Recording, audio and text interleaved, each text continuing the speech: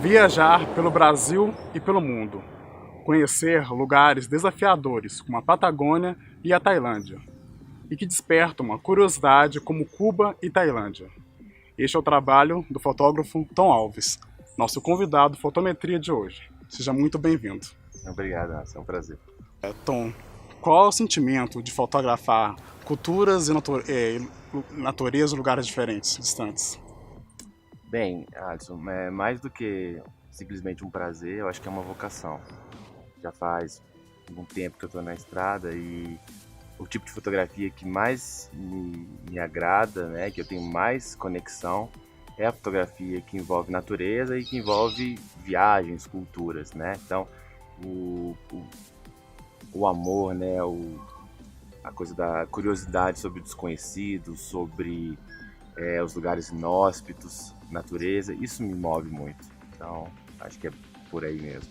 Tom, conta um pouco como foi o processo até se tornar fotógrafo de paisagens. Bem, vamos lá.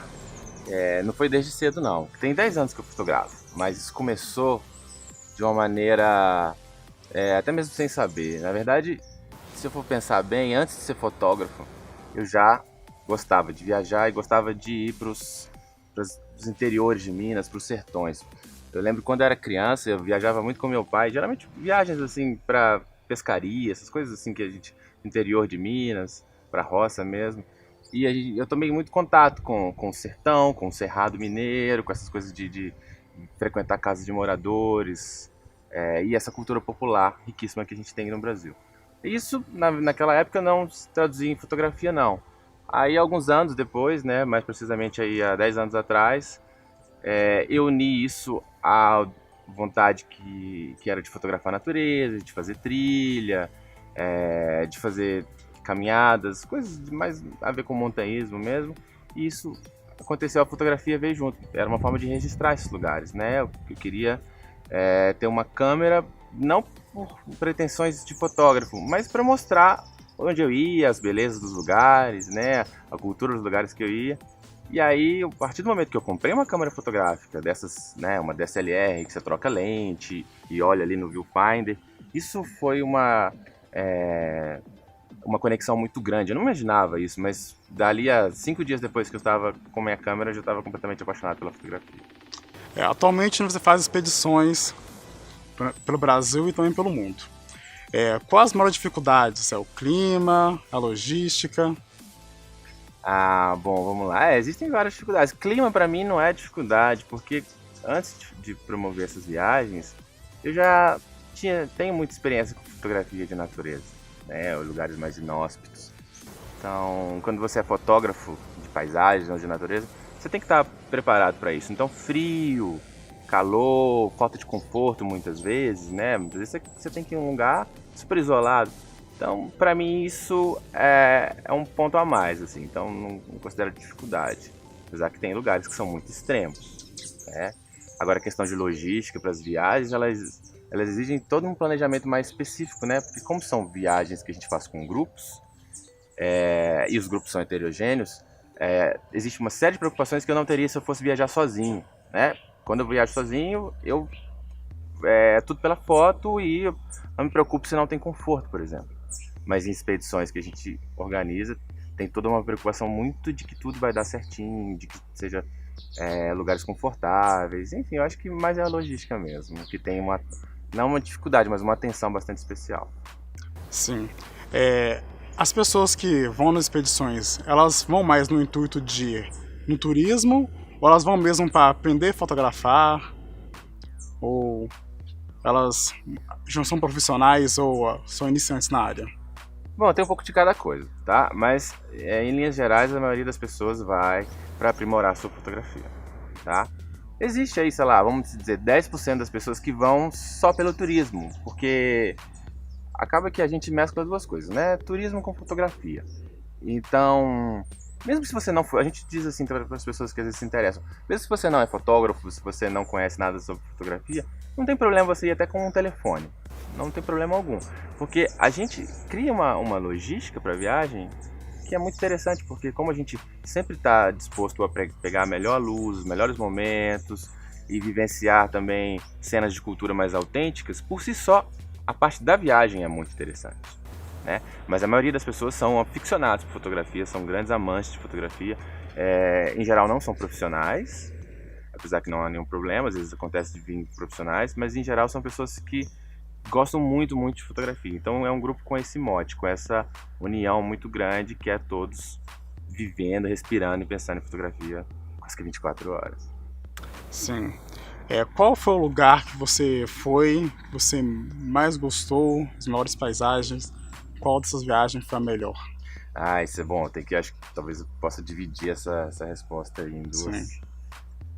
possibilidades. Bom, se eu pensar em paisagem, sem sombra de dúvidas, a Nova Zelândia foi o país que eu mais me encantei pela beleza. Porque é tudo muito cênico.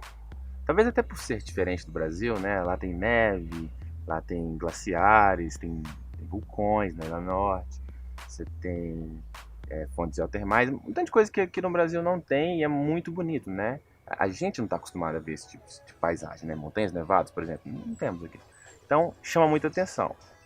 Mas mesmo assim, de maneira geral, o país é incrível, né? Já fui em tantos lugares legais, mas a organização do país também, a organização do povo, a maneira como eles encaram até mesmo a natureza, eu acho isso fantástico. Fora isso, se for pensar em termos de cultura, né, não simplesmente paisagem, a Ásia é um caso muito interessante. Por exemplo, o Vietnã é um dos países que eu fui por último e que mais me encantou, aquela questão da cultura, a questão do povo. É um povo muito forte, né? Um povo que viveu dezenas de guerras. Às vezes a gente vê falar sobre a guerra do Vietnã, mas a gente muitas vezes não sabe que o Vietnã, que é a guerra, né, na verdade, americana, né? A gente fala guerra do Vietnã, mas a gente quer dizer a guerra americana. Essa foi simplesmente a última guerra. O país passou por milênios de histórias, assim, de lutas. Então, isso tornou, né, fez com que a característica do povo fosse muito bem delineada. É um povo muito lutador, muito de raça. É muito bonito isso. O Vietnã pode ser um país que eu me encanto pela cultura. Sim. Falando agora em pós-produção, se defende uma imagem mais crua ou também usa os efeitos de edições, as imagens? Cara, isso é polêmico, né? Isso é polêmico. Mas, bom, a minha opinião é o seguinte: cada artista, né, cada fotógrafo deve ter liberdade para escolher o que ele quer para o trabalho dele, né? Alguns vão escolher uma pegada mais, com edição mais pesada, com um tratamento mais, mudando mais as saturações, as cores, enfim. Mas acho que isso tem que ser, e outros não, isso tem que ser, na minha opinião, muito bem pensado e feito com consciência, e não... É interessante que se crie um estilo, né? Eu criei um estilo para mim que eu não altero muito as cores das imagens, eu ressalto, né? Claro, faço pós-produção, mas eu tento trazer o mais real possível do que a paisagem é, do que o lugar é, e tento evitar edições muito pesadas. Eu não gosto, por exemplo, de técnicas como múltiplas exposições, HDR, que eu acho que isso aí, pode falsear. A natureza já é tão bonita, né? Eu acho que não precisa... Isso pode sublimar um pouco da beleza natural, você exagerar no tratamento. Essa é a minha opinião, não que eu seja contra, essa é a minha opinião. Sim. Ele também falou sobre usarem suas imagens sem o devido crédito. Eu tive um caso assim. Mas como eu faço? Foi como eu fiz nesse caso agora, né? Eu entro em contato, era uma empresa. Quando são pessoas físicas, vamos supor, uma pessoa tem um blog, eu vejo que não é uma caracterização de uso estritamente comercial. E a pessoa não está ganhando, às vezes, muito dinheiro com aquilo. Aí eu nem me preocupo não. Assim, o máximo que eu vou fazer é, coloque meu crédito lá. Ou então me avisa, te manda uma foto até em melhor qualidade que você precisar. Mas quando é uma empresa, quando você vê que tem um vínculo mais comercial de uso, aí eu entro em contato, pergunto se eles querem adquirir, sugiro que se eles não quiserem adquirir, que seja retirado do site ou seja retirado de veiculação de alguma maneira, né, para resolver da melhor forma possível. Porque senão você vai ter que acabar, a única espera que você pode ir é a espera judicial, que é muito trabalhoso, né? Eu conheço fotógrafos, né? Sei de fotógrafos que, por exemplo, colocam fotos na internet em alta resolução, sem assinatura, sem nada, e sem informar, né, direito de copyright, só para servir como isca, para que depois alguém use e aí depois esse fotógrafo processe essa empresa. ou essa pessoa. Não é a minha linha de pensar. Eu acho que não é, pra mim não é por aí. Então eu prefiro conversar e tentar resolver sem entrar em justiça. Entendeu? Sim. Desses 6 anos de expedições, qual foi o lugar que teve alguma coisa inusitada, algo marcante, registrado em alguma fotografia? Ah, sempre tem coisa nova e legal, né? Eu lembro de um caso, assim, de uma expedição que a gente fez para a Chapada Diamantina, lá na Bahia, e onde era um dia livre. A gente costuma deixar dias livres nas expedições para que as pessoas possam fazer algo diferente, assim. E a gente sugeria às pessoas que pudessem ir com a gente para uma cachoeira, a Cachoeira da Fumaça, é uma das maiores cachoeiras do Brasil, quase 400 metros de queda. Só que é uma caminhada mais difícil, então por isso a gente sugeriu num dia livre, que quem tivesse disposto poderia fazer. E foi muito legal, a gente ficou surpreso assim que o grupo inteiro decidiu ir, mesmo tendo algumas pessoas que não estavam tão bem fisicamente, porque era uma caminhada muito pesada, mas todo mundo foi. E a previsão do tempo não era boa, mas a gente, bora, vamos lá, vamos assim mesmo. E de fato a gente subiu debaixo de chuva, chuva fraca, mas chuva, chegamos lá no alto da cachoeira, completamente fechado o tempo, você não conseguia enxergar 5 metros na sua frente, pura neblina. E naquele primeiro momento bateu uma tristezazinha assim e a gente chegou, não, vamos comer alguma coisa, vamos lanchar, isso vai melhorar. E o guia nosso, super positivo, falava, não, vai melhorar, vai melhorar. E eu confesso que eu estava, assim, em dúvida, né? Mas, quer dizer, dali a 20 minutos o tempo abriu de uma maneira incrível e a névoa saiu descortinando aquela cachoeira, assim, de quase 400 metros. Foi bem bonito e foi um momento de comoção, assim. Tiveram também alguns mercados, por exemplo, que a gente visitou no Vietnã, que foram muito ricos, assim, do ponto de vista de experiência de vida e de experiência fotográfica. Locais que não tinham nenhum turista, zero. A gente chegava às 5 horas da manhã, quando o sol ia nascer nesses mercados, e você tinha 300, 400 pessoas. Ou um mercado de peixe, por exemplo, que as pessoas estavam indo ao mar para pegar os peixes vindo dos pescadores para depois vender.